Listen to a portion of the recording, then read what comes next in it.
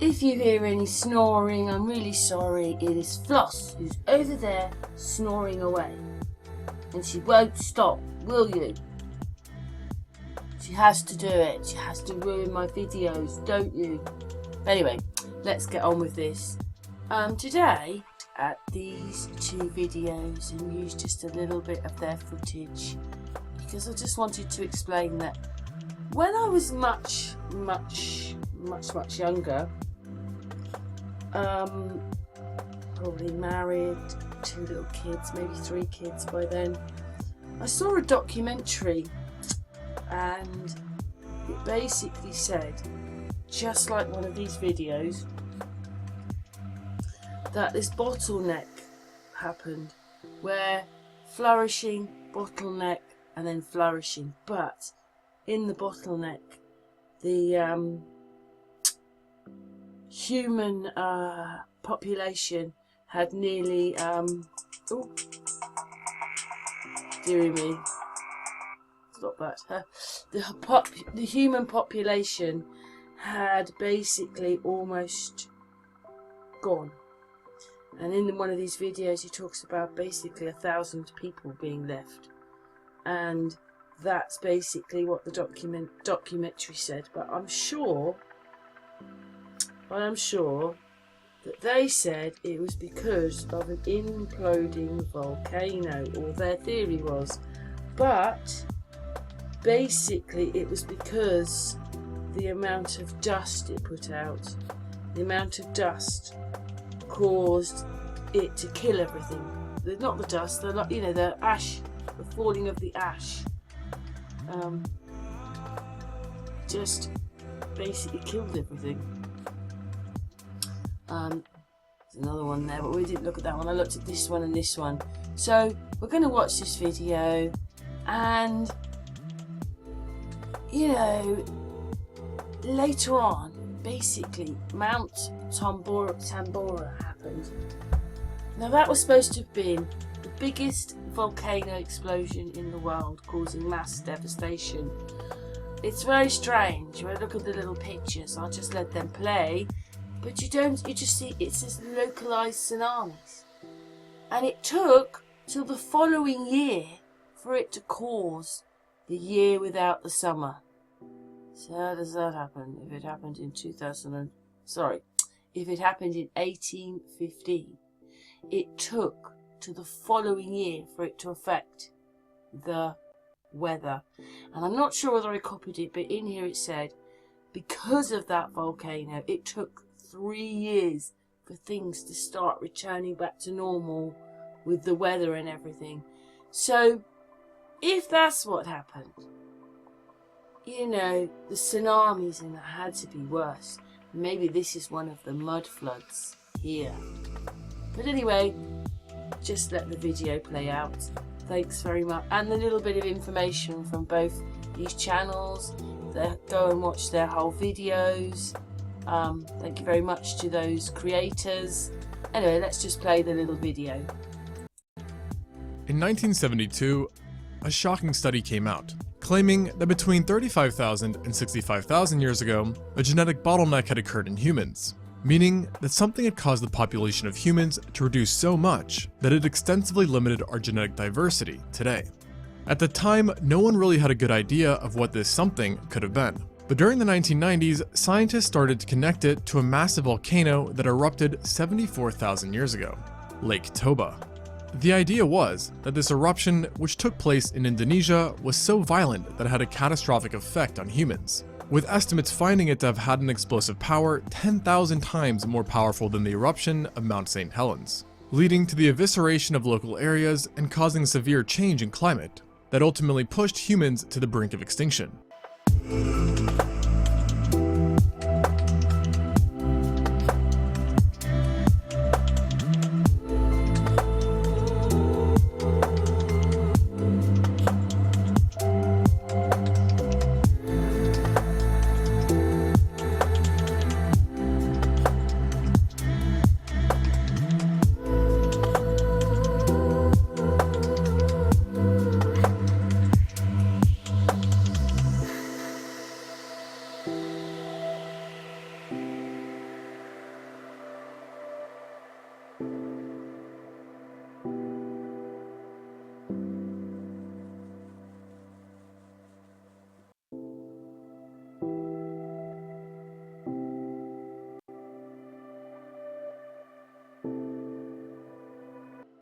with roughly only 3,000 to 10,000 individuals surviving, allowing scientists to take a glimpse into the past, so to speak, which revealed that this major die-off left a surviving population as low as 1,280 people, meaning that humanity saw the extinction of 98.7% of the entire population.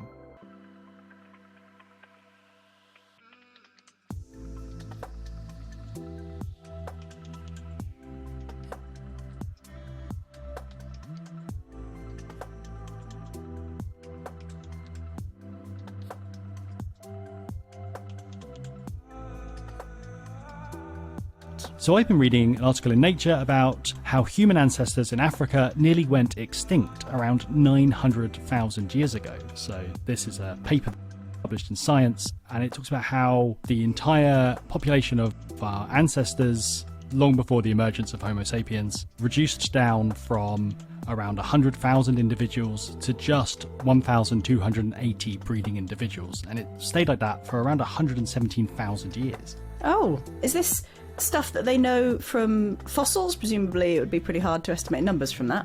So that's an interesting question that this research sort of answers in some ways. So this hasn't been worked out from fossils or from archaeological evidence, but from a new model used to predict past human population sizes using 3,000 present-day human genomes. Okay, so looking at the genomes then of current humans to look back all this way in time, right? Yeah, so the method allows them to reconstruct ancient population dynamics using genetic data from present-day humans by constructing a complex family tree of genes and then examining the finer branches of the tree with greater precision than before to identify sort of significant evolutionary events. That's wild that they can do that. And so they've seen this, I guess it's like a bottleneck, right, that lasted quite a long time.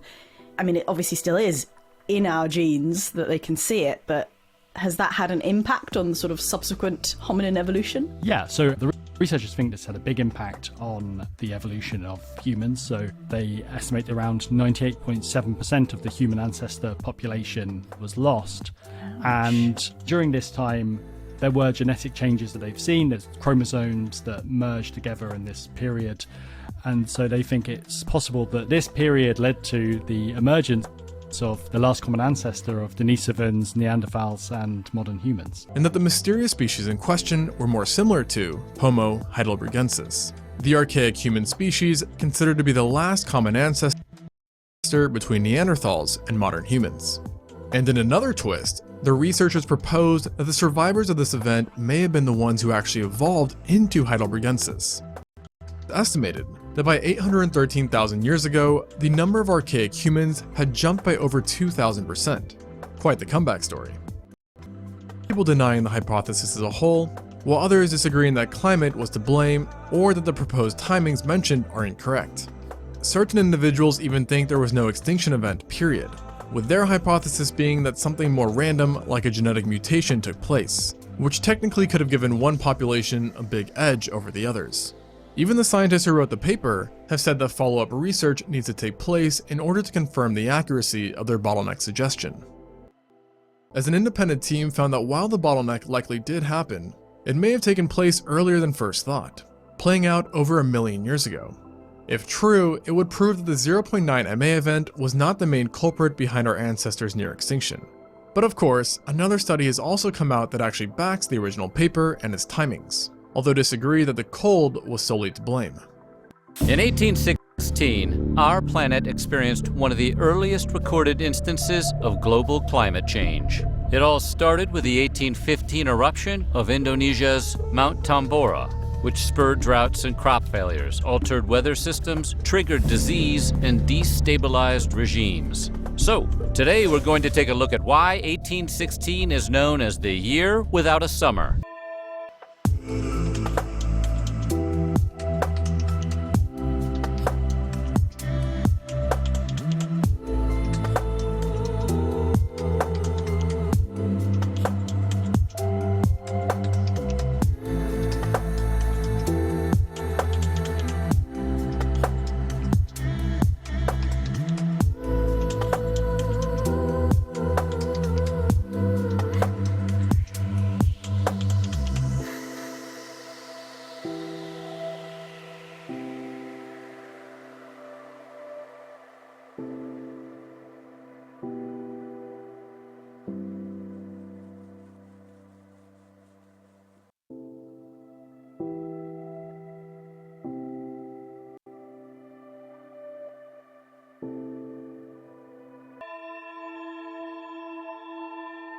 Mount Tambora, also known as Tamboro, is located in West Nusa Tenggara, in the northern part of Sumbawa, on one of the lesser Sunda Islands of Indonesia. Its 1815 eruption is the largest recorded volcanic eruption in human history, with some scientists believing it to be 4 to 10 times as mighty as the eruption of Krakatau in 1883.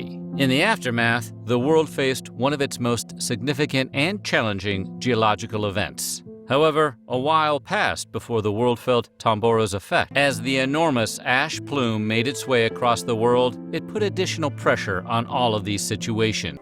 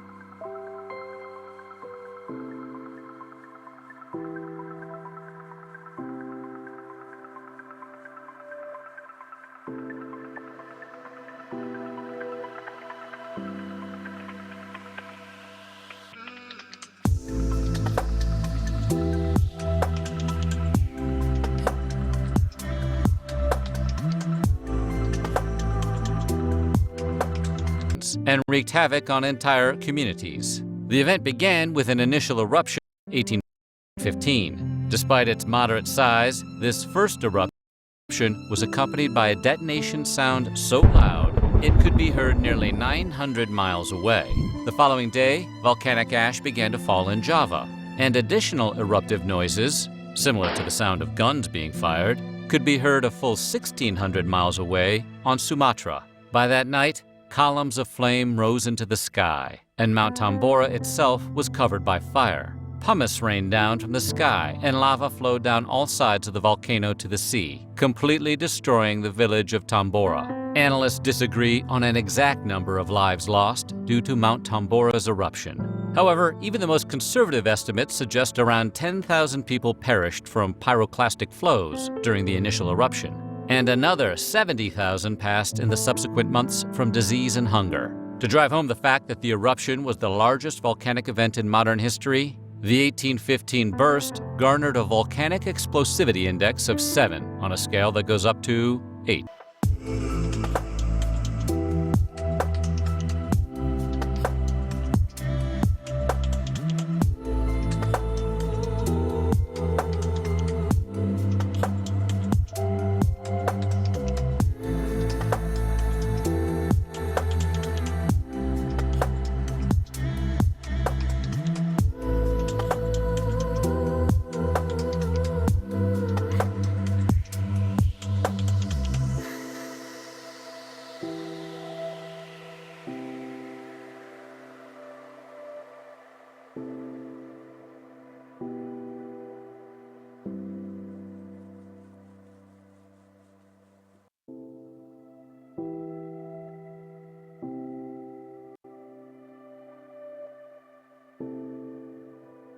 But back in 1816, the eruption of Mount Tambora caused a similarly troublesome bout of global cooling to the tune of 3 degrees. Though a 3-degree temperature drop may not sound particularly profound, this change in weather actually had wide-reaching consequences. The ash cloud generated by the volcano made its way to the stratosphere, reflecting incoming sunlight and cooling the Earth. The wind disrupted weather systems and increased rainfall across much of the northern hemisphere. Europe, China, and even North America all experienced below-average temperatures that year, and entire harvests were ruined. Switzerland saw an ice dam form in the middle of the summer, and China and India documented disruptions to the monsoons which caused flooding. A different series of potato famines affected the country in the 18th and 19th centuries. These earlier famines are believed to be caused by Mount Tambora's eruption, which caused an 8-week-long rainy period in Ireland. As a result, local crops failed and famine ensued, leading to a typhus epidemic from 1816 to 1819.